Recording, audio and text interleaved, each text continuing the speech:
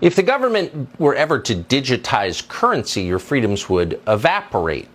They could zero out your bank account and make you impoverished for being disobedient. You would be a serf at best.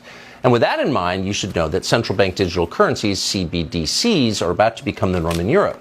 The president of the European Central Bank, Christine Lagarde, has just said that Europeans will not be able to use more than $1,000 in cash anymore. Now we have in Europe this threshold. Above 1,000 euros, you cannot pay cash. If you do, you are on the gray market. So you take your risk. You get caught, you are fined, or you go in jail. So you go to jail for spending your own money if they don't control it. That's coming here. Tulsi Gabbard has spoken out against it. She, of course, ran for president, served in the House from Hawaii, and joins us now. Congressman, thanks so much for coming on. Thanks, Tucker. This is so dystopian. You'd hate to think it could ever come here. You think it might?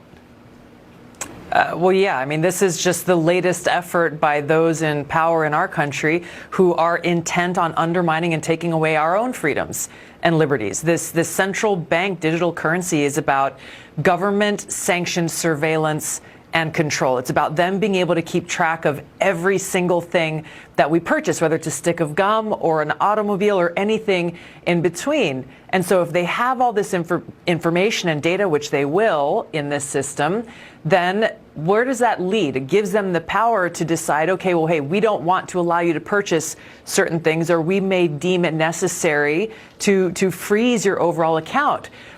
This power and what they can do with it, it's not something we have to imagine. We've already seen how Democrats in Congress, Elizabeth Warren and others, are pressuring credit card companies to code and keep track of any purchase that's made at a store that sells firearms. Why? So that these private companies can then say, hey, this person is purchasing, I don't know what they deem is kind of the threshold, but they will then report that as suspicious activity to law enforcement and then expect law enforcement to take action and go after the purchases, legal purchases that a private person made. So this all comes back to how you open this. Once we give up our economic autonomy, we no longer have freedom. Once we allow someone else to control our wallet, they then control our freedom. Do you think people understand what this means? It'll be sold, as always, as an effort to push back against terrorism or international financiers or crime or whatever, but do people understand on a gut level what could be coming?